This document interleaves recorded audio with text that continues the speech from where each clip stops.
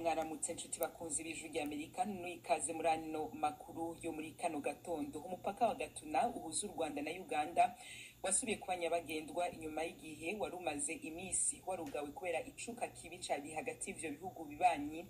Mu gicugu cuno wa mbere ijwi ry'Amerika ryarungitse asumta kabuyi ku mupaka wa Gatuna kuturabira uko vyifashe.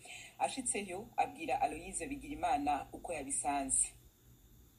Irakoze cyane nkuko wari ubivuze koko ni saa 9 za mu gitondo hano mu Rwanda. Icyo nakubwira ni uko niko byari biteganyijwe ko saa 6 zuzuye umupaka ufungurwa, ariko iyo saha sinzi n'ubu tuvuga bikabyumva hajyaga imvura nyinshi cyane. Abantu basanzwe b'abapaka bakize bati ni ubwa mbere imvura ntiyari iherutse, imvura nyinshi cyane ku buryo nta kimwe kimwe, nta muntu utaracara. N'abashinzwe umutekano benshi bari hano cyangwa se n'abanyamakuru nibo bari hano ku mupaka, bose bahise bihinda bajya kwigama, abandi basura mu mamodoka. Nta muntu n'umwe uje tubona ku icyo gihe wabashije kwambuka. Kugera hano twasanga umunyarwandakazi umwe wari umaze kwambuka, ariko ibyo ntibisanzwe ko n'ubundi abanyagihugu n'ubwo imipaka yari ifunze, iyo hari umunyarwanda ashaka gutaha bwo n'ubundi yatahaga. Ariko byari biteganyijwe ko abantu baza ku bwinshi, kugeza uyu mwanya nta muntu n'umwe uraza ko n'uwimanyuza imvura ni nyinshi cyane hano ku mupaka wa Gatuna. Mbega hari bande, hari abo bitavye ibi birori mu bategetsi b'ivyo bihugu bibiri n'aho imvura yaguye? Kugeza ubu ngubu nk'uko abategetsi bo mu Rwanda babivugaga, bavuga ko nta birori bizaba byo gufungura, keretse gusa kuba umupaka wafunguka abantu bakinjira cyangwa abandi bakinjira mu Rwanda abandi bakagenda i Bugande, keretse nihagira abaza kutitabira mu gitondo nyine cyo kuri uyu wa mbere. Ariko muri yavuga ko ari nijoro nta muntu wari uhari, yaba abaturage baho hasi nta muturage urumva saa 6 z'ijoro saa 8 nta muturage wari urimo gusarasara. Ego me asumta woba wamenye nimba iyindi mipaka nyabagendwa nk'umupaka w'Ikagitumba hamwe na Cyanika nayo ubifunguye? Oya, makuru namenye yo nuko iyo mipaka yo itarafungurwa, n'ubu wari ugiye kuba ntangiriro, ariko iyo ngiyo ntabwo irafungurwa. Ko leta y'u Rwanda bitekanije kubikora mu ijoro buca, niki cyatumye itabikora mu gitondo izuba riva, igatekanya gufungura umupaka mu gicugu?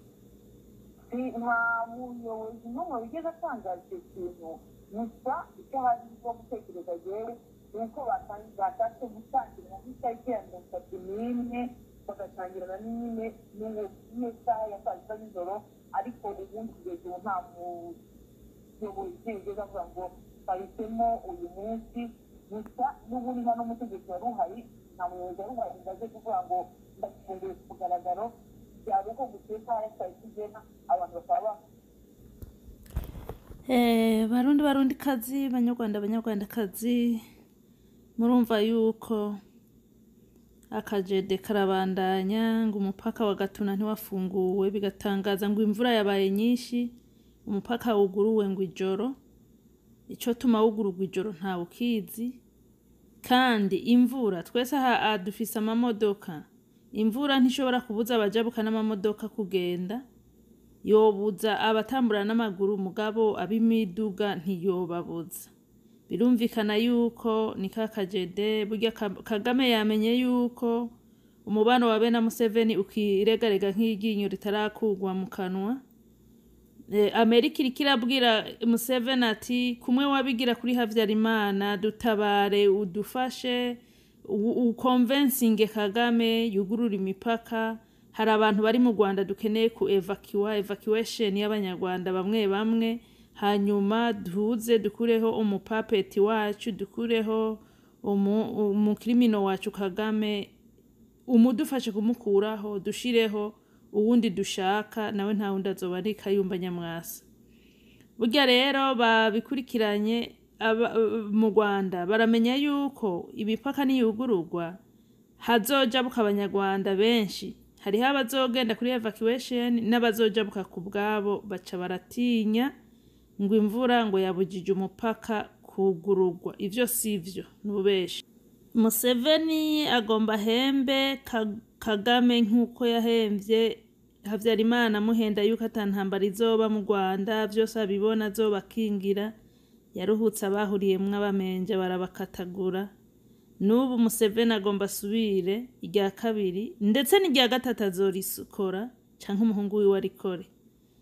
Barundi kazi, banyarwandakazi, twirinde ikibi, twirinde gushigikira ikibi, twirinde ivyo kuvuga ngo he is my favorite. There is no favorite but only God is our favorite.